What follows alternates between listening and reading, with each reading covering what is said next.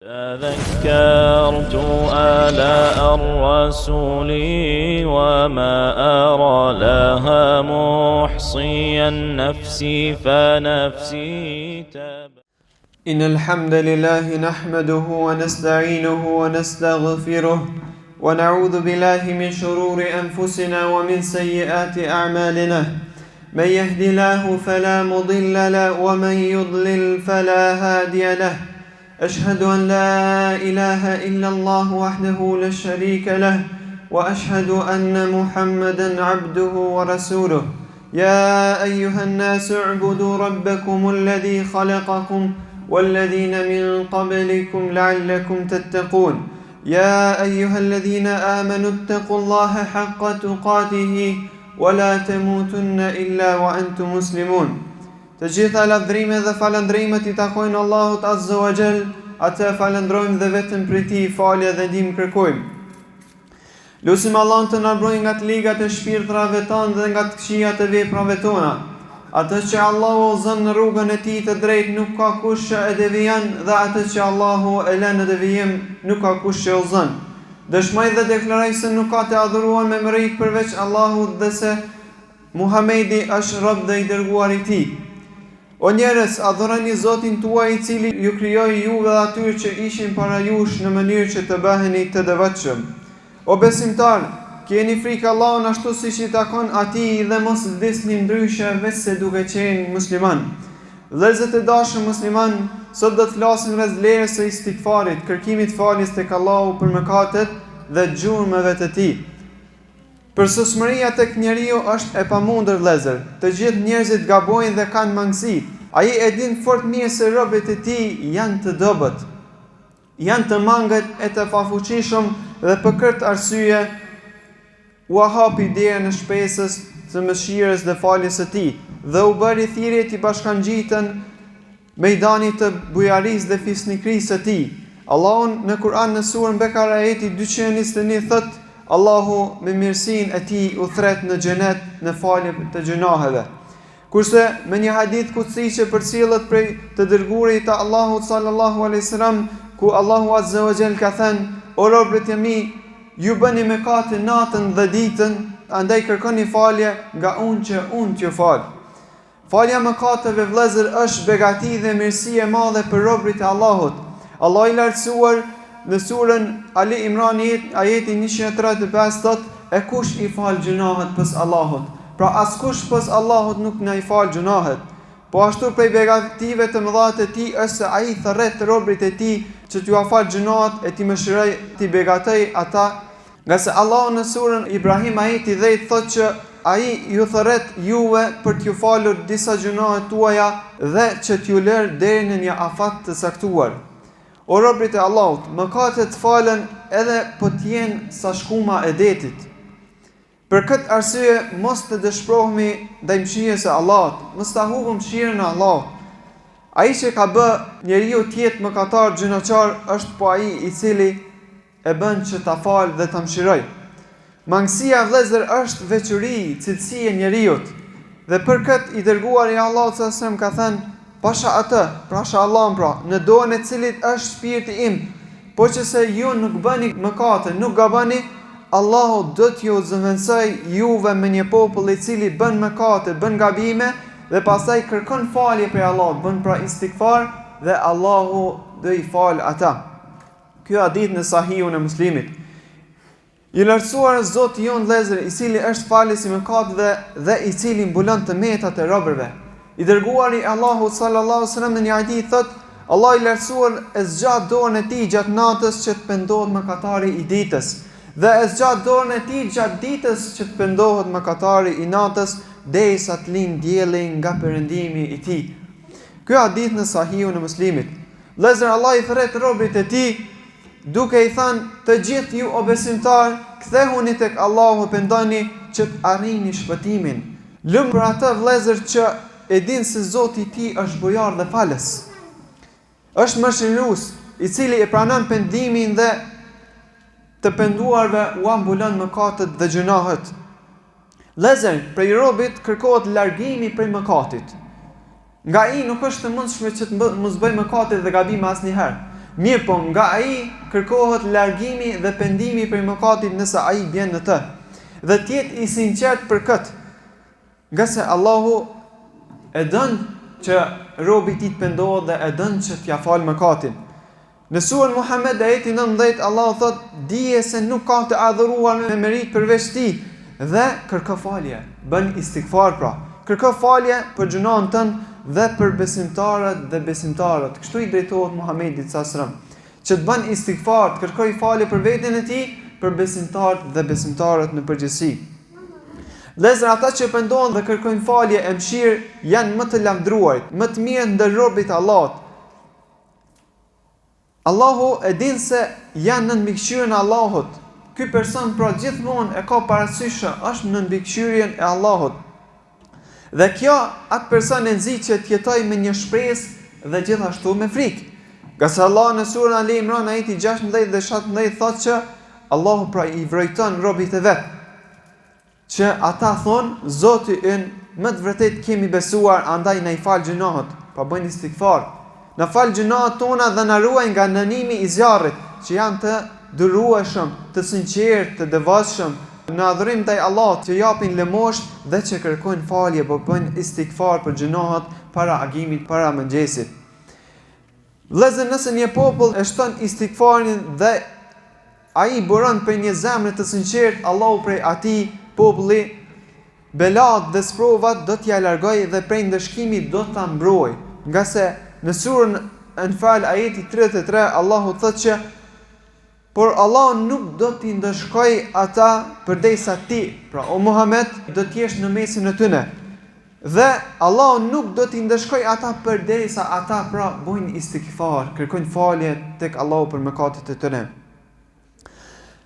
Me shpeshtimin e istighfarit, vëllezër, mirësia e Allahut zbret. Salihu, pejgamberi Salihu, i tha popullit e vet: "Pse nuk kërkoni nga Allahu falje? Pse nuk bëni istighfar për gjunat e juaja, që të mund të mëshironi prej Allahut?"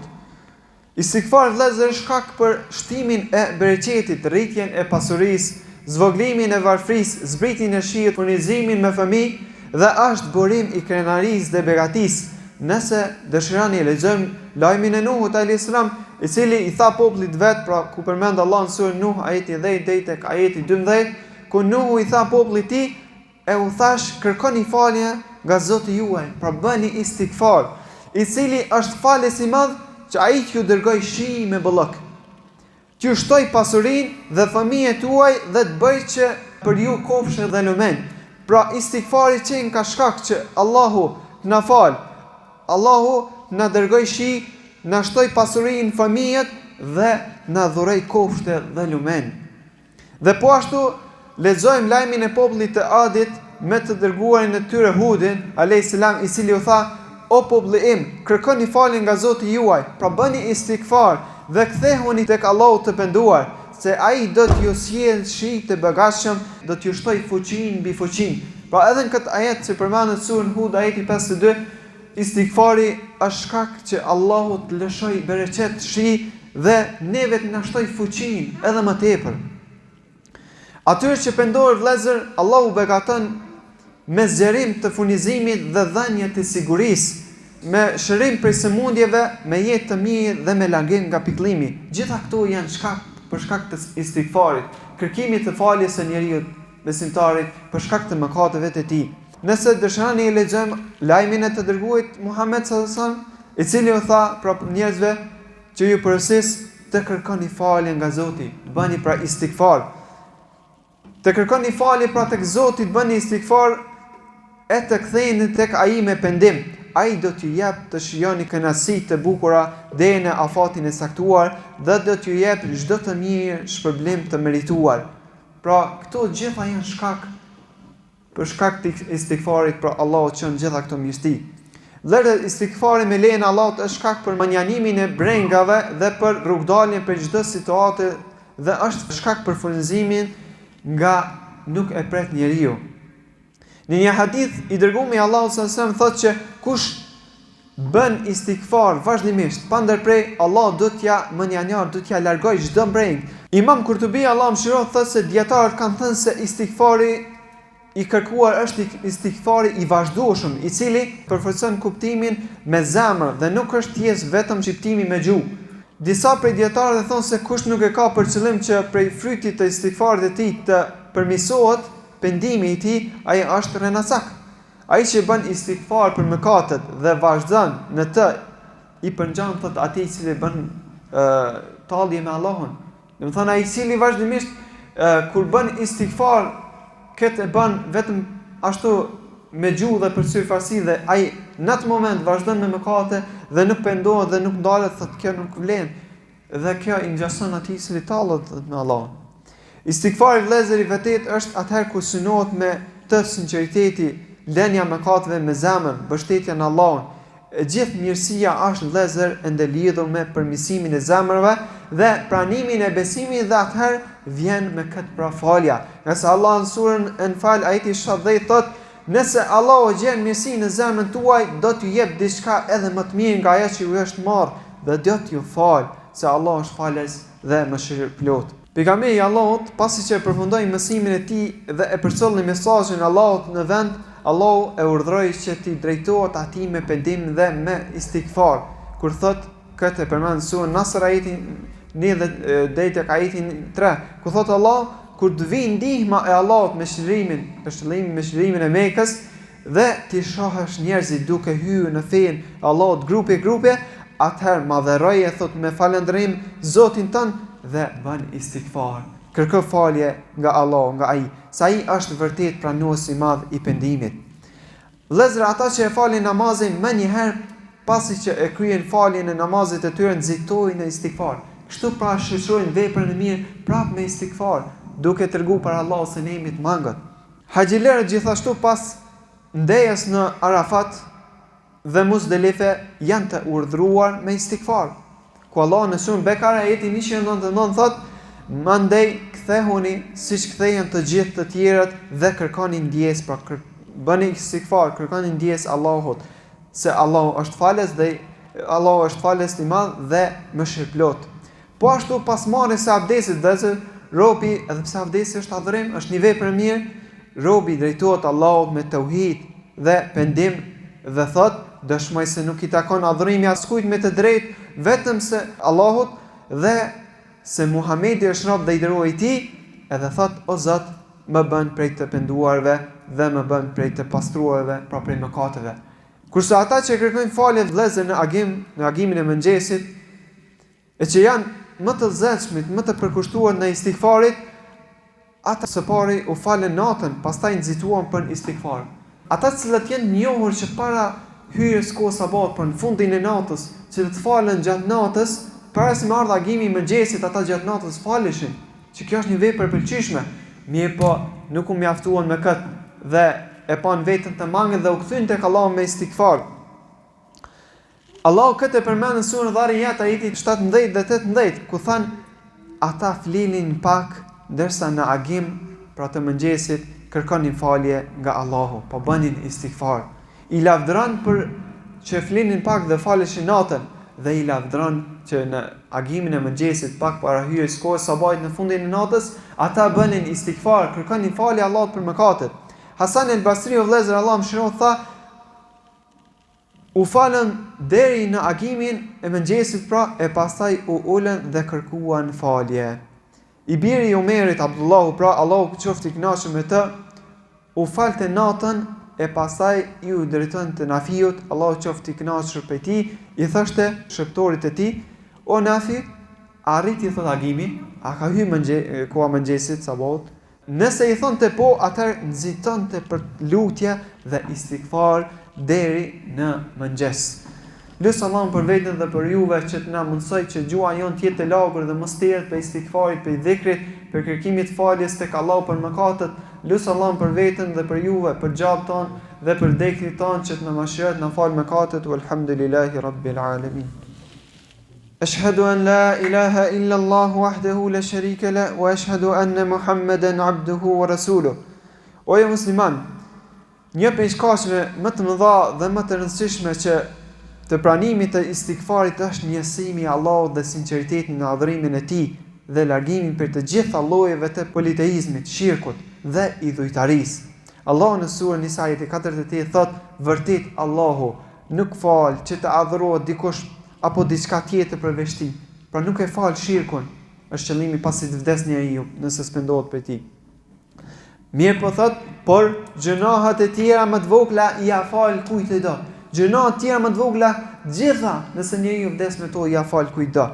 Edhe thot kushdo që i bën shirk Allahut në adhurim, bën shirk, ka bërë gjuna të tmerrshëm, gjuna më të madh. Falja është ndërlidhur vëllezër me dashurinë ndaj Allahut dhe ndaj Muhamedit sallallahu alaihi wasallam dhe si pasim ndaj profetit sallallahu alaihi wasallam. Nëse ne pra e dojmë Allahun dhe të dërguarin e tij dhe e pasojmë atë, Allahu në Kur'an surën Ali Imran ajeti 31 thot: O Muhammed, pra thuaj atyne, nëse ju e dëni Allahun, atëherë më ndiqni mua që Allahu t'ju doj, t'ju fal gjunat, Allahu është falës i madh dhe mëshirëplot. Pra, në këtë ajet Allahu po na thotë që nëse na me të vërtetë e dojmë Allahun, atëherë ju thuaj për Muhamedit sa më thotë që më ndiqni mua që Allahu t'ju doj dhe t'ju fal mëkatet.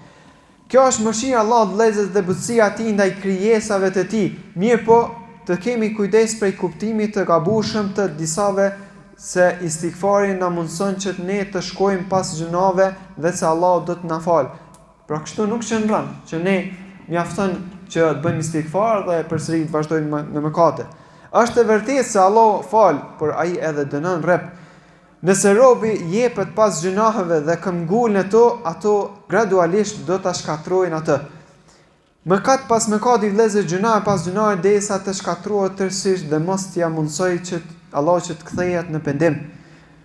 Sa të rinj vëllezër janë shkatruar si shkak i këtij besimi të rreshëm, që demek ne kërkojmë falje, po edhe vazhdojmë mëkate. Kështu nuk bën.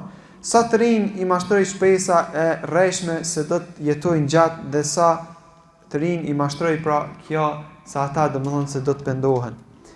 O robi Allahut, për këtë arsye nxito në pendim dhe istighfar kur të bësh mëkat dhe tentohet që të këmbgulesh në to pra në pendim dhe në istighfar, se ato janë shkak të shpëtimit tënd dhe lumturisë tënde në dynja dhe në ahiret. Allahu Azza wa Jall thot në surën Zumar ajeti 53: Thuaj o robërit e mi që i keni bërë keq vetes me gjunahe, mos e humni shpresën në mëshirën e Allahut. Allahu me siguri thot i fal të gjitha gjunahet, vërtet ai është falës dhe mëshirues i plot. Dhe lut Allahun që të na mëshiroj, të na fal gjitha mëkatet të kaluara, ato të cilat do t'i bëjmë, mëkatet të cilat i kemi bërë haptazi, mëkatet të cilat i kemi bërë fsheftazi, ato të cilat kemi harru, ato të cilat na kujtohen, ato të cilat vetëm Allahu i din, mëkatet e vogla, mëkatet e mëdha, mëkatet e mshefta, gjitha mëkatet, ato të cilat ndërlidhen me robërit e Allahut, ato të cilat ndërlidhen në raport me direkt me Allahun. Allahu na ruaj për çdo të keqen dhe na mëson që të bëjmë istighfar vazhdimisht dhe pastaj vëllezër të mi dërgoni salavat për pejgamberin sallallahu alaihi wasallam ashtu siç na urdhon Allahu në Kur'an ku thot: Inna Allaha wa malaikatahu yusalluna 'ala nabi ya ayyuhalladhina amanu sallu 'alayhi wa sallimu taslima. Vërtet Allahu e bekon të dërguarin dhe me lajket e tij luten për të, o besimtar lutuni dhe përshëndetni atë me selam. Gjithashtu i dërguami Allahu sallallahu alaihi wasallam në një hadith thot: kush dërgon salavate për mua një herë, Allahu dërgon 10 herë për të.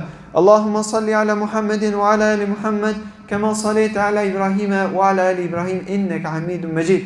Allahumma barik ala Muhammedin wa ala ali Muhammed kama barakta ala Ibrahima wa ala ali Ibrahim innaka Hamidum Majid. Inna Allaha ya'muru bil 'adli wal ihsani wa ita'i dhil qurba wa yanha 'anil fahsha'i wal munkari wal baghi ya'idhukum la'allakum tadhakkarun. Në të vërtetë Allahu urdhëron drejtësinë, mirësinë dhe bamirësinë për të afërmit, si dhe ndalon imoralitetin, veprat e shëmtuara dhe dhunën pa drejtësinë. Ai ju këshillon në mënyrë që ju të vini veshi të përkujtoni walhamdulillahi rabbil alamin.